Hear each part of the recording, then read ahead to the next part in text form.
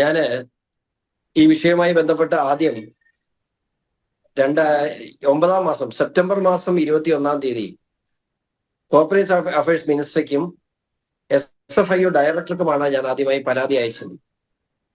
ആ പരാതിയുടെ അടിസ്ഥാനത്തിൽ എനിക്ക് 10-ാം മാസത്തിൽ താങ്കളുടെ പരാതി ലഭിച്ചു എന്നുള്ളൊരു അക്നോളജ്മെന്റും ഇത് അന്വേഷിക്കാൻ കമ്പനീസ് റീജിയണൽ ഡയറക്ടറെ ചുമതലപ്പെടുത്തിയ റിപ്പോർട്ട്സിനായി കമ്പനീസ് റീജിയണൽ ഡയറക്ടറെ ചുമതലപ്പെടുത്തി ഒരു കത്ത് എനിക്ക് ലഭിച്ചിട്ടുണ്ട്. അപ്പോൾ അതിനുശേഷം 12-ാം മാസമായിട്ടും അതിന്മേൽ ഒരു സ്പീഡ് കാണാത്തതിന്റെ അടിസ്ഥാനത്തിലാണ് ഞാൻ ബഹുമാനപ്പെട്ട ഹൈക്കോടതിയെ ഈ വിഷയത്തിൽ സമീപിച്ചത്. ഹൈക്കോടതിയിൽ ഈ റിട്ട് വന്നതിന് ശേഷം വളരെ സ്പീഡായിരുന്നു. വളരെ സ്പീഡ് എന്ന് പറയുന്നത്, ഞാൻ 13-ാം തീയതിയാണ് ഇത് ഫയൽ ചെയ്തത്. 21-ാം തീയതി തന്നെ അവർക്ക്, അതായത് KSIDCക്കും അതുപോലെ CMRLനും കൃത്യമായി തന്നെ അവർക്ക് ഷോക്കോസ് നോട്ടീസ് അയച്ചു. ആ നോട്ടീസിന്റെ അടിസ്ഥാനത്തിൽ 5-ാം തീയതി അവര് ഷോക്കോസ് നോട്ടീസിന് ഈ 2 കമ്പനികളും മറുപടി കൊടുത്തു. ആ മറുപടിയുടെ അടിസ്ഥാനത്തിൽ എനിക്ക് ROCയിൽ നിന്നും ആ നോട്ടീസിന്റെ കോപ്പി അവര് കൊടുത്ത വിശദീകരണത്തിന്റെ കോപ്പി സഹിതം എനിക്ക് ROCയിൽ നിന്നും എനിക്ക് കത്തായിട്ട് കിട്ടി. അതിനുശേഷം എന്നോട് 7 ദിവസത്തിനുള്ളിൽ അതിൽ സംബന്ധിച്ച് എന്തെങ്കിലും തരത്തിലുള്ള ആക്ഷേപം ഉണ്ടെങ്കിൽ ഫയൽ ചെയ്യാൻ പറഞ്ഞുകൊണ്ട് എനിക്ക് ആവശ്യപ്പെട്ടുകൊണ്ട് കത്തും ലഭിച്ചു. അതിന്റെ അടിസ്ഥാനത്തിൽ 8-ാം തീയതി തന്നെ ഈ വിഷയത്തിൽ കഴിഞ്ഞ തിങ്കളാഴ്ച ഈ വിഷയത്തിൽ അവർ നൽകിയ വിശദീകരണത്തിന്മേൽ എന്റെ ഒബ്ജക്ഷൻസ് ഞാൻ ROCക്ക് കത്തായി നൽകി. അതിനുശേഷമാണ് ഇന്ന് 12-ാം തീയതി ഇതിനകത്ത് ഒരു ഉത്തരവുണ്ടായിട്ടുള്ളത്. എനിക്ക് ഏറ്റവും സന്തോഷമുള്ള ഒരു ദിവസമാണ്. കാരണം ഞാൻ ഉയർത്തിപ്പിടിച്ച ഒരു കാര്യം, എനിക്ക് നല്ല ബോധ്യമുള്ളൊരു വിഷയം, ഞാൻ വളരെ സത്യസന്ധമായി പറയാമല്ലോ, ഒരു വാശിക്ക് ആരംഭിച്ച ഒരു യുദ്ധമാണ്. അവിടെ ഒരു സമയം കഴിഞ്ഞ് കാര്യങ്ങളെ കുറിച്ച് പഠിച്ചപ്പോൾ എനിക്ക് മനസ്സിലായത് ഇത് ഞാൻ എൻ്റെ ഒരു കൊച്ചു വാശിയിൽ നിന്നും നിൽക്കേണ്ട ഒരു കാര്യമല്ല. അതിനപ്പുറത്തേക്ക് ഈ സംസ്ഥാനത്തെ അപ്പാടെ കൊള്ള ചെയ്യുന്ന ഒരു വലിയ കൊള്ള സങ്കേതത്തിന്റെ അറ്റത്താണ് ഞാൻ പിടിച്ചിട്ടുള്ളതെന്ന് എനിക്ക് മനസ്സിലായി. അതിനുശേഷം ഇന്ന് വരെയുള്ള, സത്യം പറഞ്ഞാൽ കഴിഞ്ഞ 3 മാസക്കാലം ഇതിനു വേണ്ടിയുള്ളൊരു യുദ്ധമായിരുന്നു. അതില് ഒരു പരിധിവരെ ഇപ്പൊ സെക്ഷൻ 210 അനുസരിച്ചാണ് ഇപ്പൊ അന്വേഷണം പ്രഖ്യാപിച്ചിട്ടുള്ളത്. ഇതിനകത്ത് കോർപ്പറേറ്റ് മാറ്ററുകളിലാണ് ഇപ്പൊ നടക്കാൻ പോകുന്ന അന്വേഷണങ്ങൾ നടക്കാൻ പോകുന്നത്. പക്ഷെ അത് മാത്രമല്ല, കേരളത്തിന്റെ ധാതുമണൽ കൊള്ള ചെയ്തതിനനുസരിച്ച്, മിനറൽസ് ആക്ട് അനുസരിച്ച് കേരളത്തിന്റെ ധാതുമുതൽ മണൽ കൊള്ള ചെയ്തതിനുള്ള നടപടി ഉണ്ടാകണം.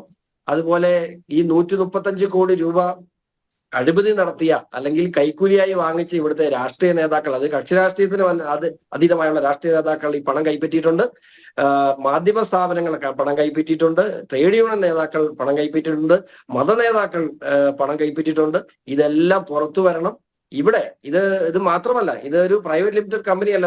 CMR എന്ന് പറയുമ്പോൾ ആളുകൾ ഓർക്കും ഇതൊരു പൊതുമേഖലാ സ്ഥാപനമായി. പക്ഷേ ആ പൊതുമേഖലാ ഒരു പബ്ലിക് ലിമിറ്റഡ് കമ്പനിയുടെ 13.4% ഷെയർ ഹോൾഡ് ചെയ്യുന്നത് KSIDC ആണ്. KSIDC എന്ന് പറയുന്ന ഓരോ മലയാളിയുടെയും കമ്പനിയാണ്. ഓരോ മലയാളിക്കും അവകാശപ്പെട്ട ഈ 135 കോടി രൂപ തിരിമറി നടന്നപ്പോൾ അതിൽ നിന്നും 13.4% എന്ന് പറയുമ്പോൾ 18ഓളം കോടി രൂപ സംസ്ഥാന സർക്കാരിനെ കബളിപ്പിച്ചിട്ടുള്ളത് മുഖ്യമന്ത്രിയുടെ മകൾ ഉൾപ്പെടുന്ന കമ്പനിയാണ് എന്നുള്ളത് ഗുരുതരമായ ആക്ഷേപമാണ്. ഇത് മാത്രമല്ല, ഇതിന്റെ ഒരു അറ്റം മാത്രമായിട്ടുള്ളൂ. ഞാൻ പറയട്ടെ, 2018 പ്രളയത്തെ പോലും ഈ മുഖ്യമന്ത്രിയും കൂട്ടരും വിറ്റ് കാശാക്കി എന്നുള്ള കാര്യത്തിൽ എനിക്കൊരു സംശയമില്ല. തോട്ടപ്പള്ളി സ്പിൽവേയിൽ നിന്നും ഏറെക്കുറെ 40,000 കോടി രൂപയുടെ മണലാണ് നിസ്സാര തുക റോയൽറ്റിയായി നൽകി ഈ തോട്ടപ്പള്ളി സ്പിൽവേയിൽ നിന്നും CMR ഉൾപ്പെടെയുള്ള കമ്പനികൾ കടത്തിയിട്ടുള്ളത്. അവിടെ അറ്റോമിക് മിനറൽസ് ഉള്ള പ്രദേശമാണ്. അത് കൈകാര്യം ചെയ്യാൻ പബ്ലിക് സെക്ടർ അണ്ടർടേക്കിംഗിനും PSUസിന് മാത്രം സാധിക്കുകയുള്ളൂ എന്ന് പറഞ്ഞിട്ട് ആ PSUസിനെ വിലക്കാൻ ഞാൻ പെറ്റീഷൻ കൊടുത്തതിന് ശേഷം, എന്റെ എക്സ്പീറ്റിലുണ്ട്, ഞാൻ പെറ്റീഷൻ കൊടുത്തതിന് ശേഷം ഈ ഡിസംബർ മാസം 18-ാം തീയതി ക്യാബിനറ്റിൽ വെച്ചാണ് 2019 കേന്ദ്ര സർക്കാർ ഇറക്കിയ ഒരു ഉത്തരവ് പ്രാബല്യത്തിൽ കൊണ്ടുവന്നത്. അപ്പൊ അത്രമാത്രം ഈ നാടിനെ, ഒരുപക്ഷെ ഗൾഫിൽ എണ്ണ എന്ന നിലയിൽ ആണെങ്കിൽ ഇന്ന് കേരള സംസ്ഥാനത്ത് ധാതുമണൽ ഇവിടുത്തെ ഓരോ ചെറുപ്പക്കാരനും അവകാശപ്പെട്ട, ഇവിടുത്തെ ഓരോ സാധാരണക്കാരനും പൗരനും അവകാശപ്പെട്ട കോടാനുകോടികളുടെ സ്വത്ത് ഈ മുഖ്യമന്ത്രിയും അദ്ദേഹത്തിന്റെ നേതൃത്വത്തിലുള്ള കൊള്ള സംഘവും കൂടി കൊള്ളയടിച്ചതിന്റെ കേസിന്റെ തുടക്കം മാത്രമാണ്. അത് ഇപ്പം നമ്മൾ പറയല്ലേ, ഒത്തിരി മോട്ടിച്ചാണ് ചക്ക പൊട്ടിക്കുമ്പോഴായിരിക്കും പിടിക്കുന്നതെന്ന്. പക്ഷെ ഇത് കൃത്യമായി തെളിവോടുകൂടിയാണ് പിടിക്കപ്പെട്ടിട്ടുള്ളത്. അതുകൊണ്ട് തന്നെ ഈ കേസിൽ ഏതൊക്കെ തന്നെ പിന്നെ ഏത് കാര്യം ഉണ്ടായാലും രാഷ്ട്രീയ ഇടപെടലാണെന്ന് പറയുമ്പോൾ അല്ലെങ്കിൽ രാഷ്ട്രീയപരമായ വകവെക്കലാണ് എന്ന് പറഞ്ഞാൽ കേൾക്കാൻ നല്ല രസമുണ്ട്. ഈ വിഷയത്തെ ഞാൻ ഒരു കാര്യം പറയട്ടെ, ഞാന് ഇടതുപക്ഷത്തിന്റെയോ വലതുപക്ഷത്തിന്റെയോ അല്ലെങ്കിൽ NDAയുടെ ഭാഗമായിട്ടുള്ള ഒരു വ്യക്തിയല്ല. ഞാൻ സ്വതന്ത്രമായി ജയിച്ച ഒരു ജില്ലാ പഞ്ചായത്ത്, വെറും ഒരു സാധാരണ ഒരു ജില്ലാ പഞ്ചായത്ത് മെമ്പർ മാത്രമാണ്. ഞാനൊരു അഭിഭാഷകനാണ്. എന്റെ ഏതാനും അവകാശ സുഹൃത്തുക്കൾ, പ്രത്യേകിച്ച് എന്റെ അഭിഭാഷകൻ ശ്രീ ഷിനുജ പിള്ള, അദ്ദേഹം ആ മേഖലയിൽപ്പെട്ട ഒരാളാണ്. ഈ കൊള്ള കണ്ടുകൊണ്ട് നിൽക്കുന്ന ഒരു വ്യക്തിയാണ്. അദ്ദേഹത്തോട് ഞാൻ ഈ കാര്യം പറഞ്ഞപ്പോൾ എന്നോടൊപ്പം നിന്നു അദ്ദേഹം. അദ്ദേഹത്തിന്റെയും ഒരു പറ്റം എന്റെ സുഹൃത്തുക്കളുടെയും വലിയ ശ്രമഫലമാണ് ഈ കേസ് ഇവിടം വരെ എത്തിക്കാൻ കഴിഞ്ഞത്. ഇത് നല്ല രീതിയിൽ ഇപ്പൊ നാളെ കഴിഞ്ഞ തിങ്കളാഴ്ച കേസ് കോടതിയിൽ വരുന്നുണ്ട്. കോടതിയിൽ വരുമ്പോൾ സ്വാഭാവികമായിട്ടും ഡെപ്യൂട്ടി അറ്റോർണി ജനറൽ ഈ കേസ് അന്വേഷണം ആരംഭിച്ചു എന്ന് പറയും. പക്ഷേ സെക്ഷൻ 212 അനുസരിച്ച് ഈ കേസിന് SFIO ആണ് ഇതിന് ഒരു FIR ഇടേണ്ടതെന്നാണ് എന്റെ വിശ്വാസം.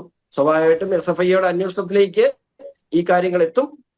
SFIOയുടെ എൻക്വയറി ഉണ്ടാവും. ഒരു സംശയം വേണ്ട, ഈ നാടിനെ കൊള്ളയടിച്ച ഈ കൊള്ളക്കാർക്കെതിരെ കർശനമായ നടപടി നമ്മുടെ സർക്കാരിന്റെ ഭാഗത്ത് നിന്നുണ്ടാകും എന്നെനിക്ക് വിശ്വാസമുണ്ട്.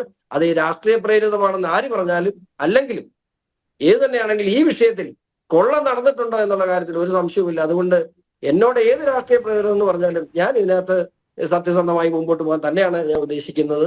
അതാണ് എന്റെ ലക്ഷ്യം. ശരി, വളരെ നന്ദി ശ്രീ ഷോൺ ജോർജ്. തിരക്കിനിടയിലും അല്പസമയം ഞങ്ങളുടെ ചർച്ചയിലേക്ക് വേണ്ടി മാറ്റിവെച്ചത്.